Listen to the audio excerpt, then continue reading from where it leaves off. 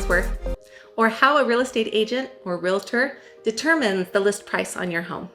Well, let's take a few minutes and go over what I do as a real estate agent here in Salmon, Idaho, to figure out the list price of the homes that I put on the MLS.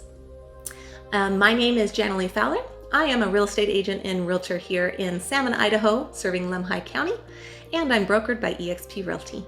And these are my 5 steps to determining list price for a home. So first step 1, I pull comparables off the MLS. Now I will look at sold, active, and pending. But what I'm looking for is the size of the home, so square foot, acreage. I want to look at condition of the home. You know, just because a home looks very similar, they don't, you have to look at pictures of the home to see, does it have a remodeled kitchen? Does it have new carpet, new floor? Does it have a barn, outbuildings? You also need to look at water rights. Water rights is a big thing here in Salmon and Lemhi County because if you have water rights on your home, it is worth more. Now, also manufactured versus single family versus farm and ranch, all of those things. And also, are there any structural issues with that comparison or the listing home? Because if you've got uneven floors or cracks in the foundation, you've got problems with the roof, those are definitely going to come into, need to be considered when determining the list price of your home. And also location. Although we are a small town, there are several locations in Lemhi County that cannot ask for the same price as other locations. So your real estate agents really need to come into play there because they are knowledgeable about those market locations and can help you determine list price the best way. So step 2 is looking at that active, pending, and sold. Now, what I mean is on those comparables, did they sell 12 months ago? Because the market 12 months ago is not the same as the market today. An adjustment needs to be made. Or how many, if they're active on the market and they're listed at a certain price, how many days on the market have they already been sitting? Because if it's over a month or 2, and that's even giving it some good time, but usually during the winter, a month or 2 is good, it may be priced too high. And it needs to, when being compared to your property, you might take that into consideration.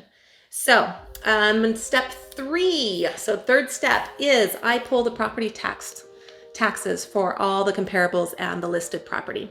And the reason I do that is to look at the property assessed value. And I look at kind of the last several years and kind of get an idea on that. And I use that as one of the data points in determining list price.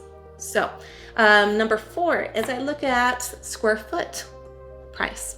So this is just one of the data points. It's not very good when you're figuring out a property that has acreage and outbuildings and water rights, but it does give a basic idea because usually your comparables will also have those same amenities. And so it will give you kind of another data point to factor in when looking at sales price. And number 5, and I leave this one always for the last step, and that's mainly because I don't want these other companies overshadowing my gut feeling on your property. But I do use it as a data point just to know whether I am, similar in my sales strategy. So I will pull up Zestimate from Zillow. I know the horrendous word Zillow, but it's very much used in this area for looking up properties. And I do look at the estimate for their estimated value. I also do one from the National Association of Realtors. I pull up RPR and I do a CMA through RPR and get the assessed value, or not the assessed value, but the automated valuation model through RPR. Now, the only thing about automated valuation models, and this is why I leave it as the last step, is they are not looking at condition or location in similar. They don't know which markets here in Salmon and Lemhi County can be charged a higher list price and which ones are a lower list price. They don't know if your next door neighbor is a drag house or completely trashed or anything like that. All they're looking at is sold properties in the area and property tax values. So keep that in mind if you're only using that one feature as a determination of your list price. It's not going to be as accurate as going to a real estate agent and really having them pull all the data for you and looking at that to get an idea of list price. But it is a helpful feature, and that's why I use it. Anyways, those are my 5 steps to determining the list price on a home. Ideally, once I figure that out, then we have to look at the seller's pricing strategy. What is their motivation behind selling? Do they need a quick sell? Are they okay with sitting on the market for a while? A lot of different things come into play on their pricing strategy, and that really is driven by the motivation of their sell and how motivated they are to selling. And so that's another factor that comes into play. Once we figure that out, we narrow down a list price and we're good to go.